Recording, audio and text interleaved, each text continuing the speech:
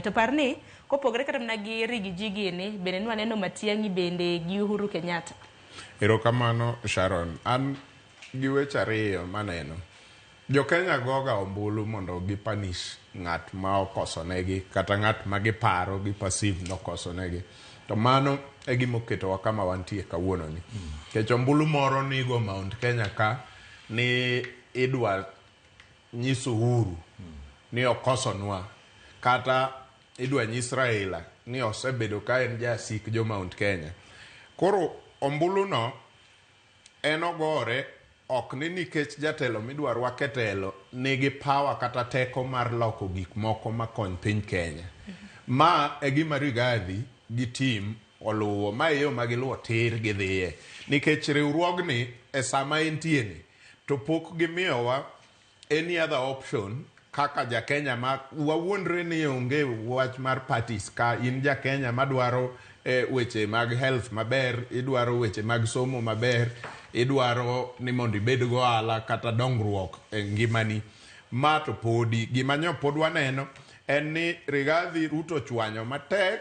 koro mobilize Mount Kenya to dwani mondo jotelo moko oyud monyalo riworego mabende mobilize kabinde giriwre mondo gol Ruto. To poko nyis jo Kenya ni kaeto kosegol Ruto to ere kaka SHA koro dhi tiyonwa, to ere kaka SHIF dhi tiyo, to ere kaka the new funding model gin gang'o madhi tiyo. Ma to pok wachope. Pod wan mane punishing William Ruto mosekosonwa nikech ne an deputy to gola gi joge gikawo karar gimiyo ng'ama chielo. Mane ma pod wantie. To nikech kakoro wawuoyo gi nyikwa Ramogi kata piny onagi, agombo ni wang'ni kata wan wachenji e gini matin nikech wan wasebedo ka election mora Sharon wadhiye ka wan jo Kenya mokuongo wadwaro ber ne Kenya kaeto bang'e no eka wan joluo. To jo kabinde modong sana makoro wuok Mount Kenya gin gikuong gibedo kabindgi koka gibire Kenya bang'e ma kata sa ma election timore gikuong ging'iyo ni to gin gang'o kanyo. Wabe kaber to wang' ni onengo bed ni wakuong wang'iyo niya formation gi otimre atima. Rigathi olosa margi gi Kalonzo ginigo gi jo modongo te, Ruto be olosa miloso koni, moko bende nyalo wuok kata kia be ni kocha loso mare, jo moko losa. To onengo wakuong wabed joluo to wang'iyo ni je formations gi te ang'o ma ni ei moro ka moro for us kaka jaluo. Ang'o ma ere kama wadhi yude konyruok moingo modong. Mano e gima onengo koro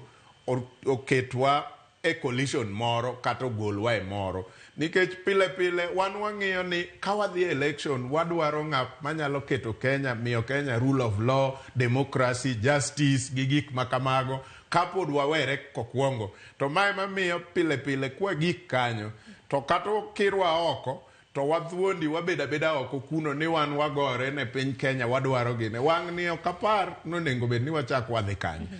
Kata mana campaign mar jakom Raila Amolo Odinga ma 2022 seche moko kata nyo nitie aput matin jaluo chungo kata kom ni wamanyo kabinde moko mondo osirwa wadwa bedo jo Kenya. Wang' ni aparo nonengo bed ni wabete kombego nikech wabe koro wang' ni omanywa. Dene no kata mana ka ng'wecho sechako nikech kwaneno ka koro chama kata mana duond buche mopogore koro mienjo. Dene no ka koro chal ka gima koro samoro ok nyal wewa oko. E wang' ni wambe omanywa jomoko chung'nwa e kom nikech wan bende kanyo chimenyo ne Raila Amolo Odinga tichungo wa e kom ni kabinde moko bedi nikech wamanyo ne jakom kura. To Meshak bine no ka jotelo makoro makore gi bende nitiere gi mbi nikech omulo to wacho ni ok gin ka gintiere gi mbi manyalo golo jatend piny e yiero mabiro.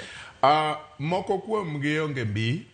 to gidwa ride gidho ngere gidwa ride kuom wach Gen Z gi chwanyruok moko matindo manyo nitie. Ka nitie ng'ama nigi mbi to ibro na e kinde moro mabiro mbele ka. Kacha ne wan gi Rigiji e seche mwawuoyeni nikech gik manyo timore last year pod en gi influence moro matin kata mbi moro matin nikech joka en gima dho ngere wacho ni the enemy of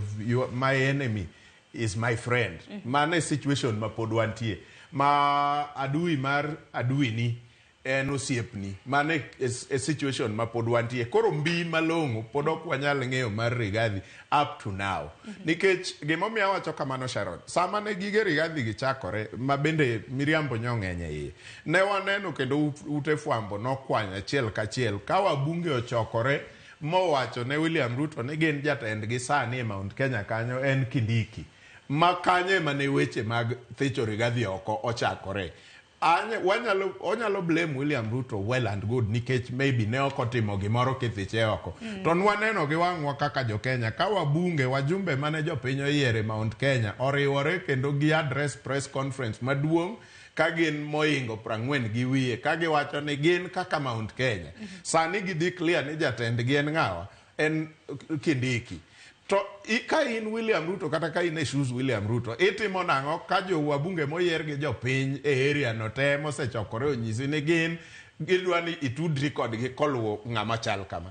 omiyo kata ka koro wadwa blame William Ruto nikech nyogol Rigathi to gini wanyaka wang'e kama ochakore ma nyiso ni mbi ma Rigathi wacho pod en ichwang' mar jo Mount Kenya kaka Gen Z nogore kia jomoko nomaki abduction gi gik makamago ichwang' no ema pod itiyogo to ichwang' no ok nyal nyiso mbini weane gik moko kwe ma wich will gi mago kapod in gi mbi wabro neno nikech sama tiyo gi ichwang' mari mondo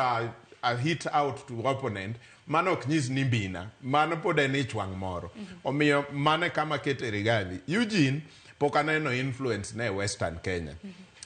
kopogore gi Trans Nzoia kamoro matin pokaneno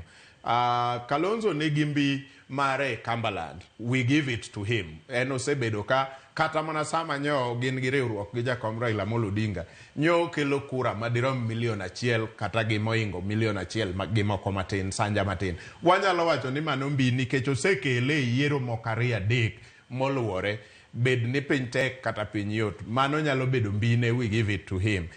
pok ang'eyo mbi ma Matiang'i nigo koluwore gi tich mano osetiyo gi sani nyalo bedo ni ji mang'eny e kor piny Kenya nyalo wacho ni Matiang'i is good but opogore ji nitie oko kama ng'eny ma good ma pok oyudo kura kata moromo tero gi e kansila kata member of parliament to good to wasikwa wacho nyalo paro ndalo Peter Kenneth kane chung Nairobi how good was he everywhere social media young people ne Peter Kenneth good to kano gik ni koro rakore Miguna ne paro ni so good otemo nyando otemo koni otemo kila mahali oktimre koro good mar Matiang'i to pok ang'eyo en good e social media but konyalo yudo kura makanyo te nikech kata sama samoro good bende ing'iyo gi ang'o ing'iyo gi legacy ma bende nowewa ng'eni Matiang'i ne jatend migawo mar somo nochako bedo jatend migawo mar arite mago nitie to kata sama nyo Matiang'i ne tiyo sirikand Uhuru to Raila ne ni koni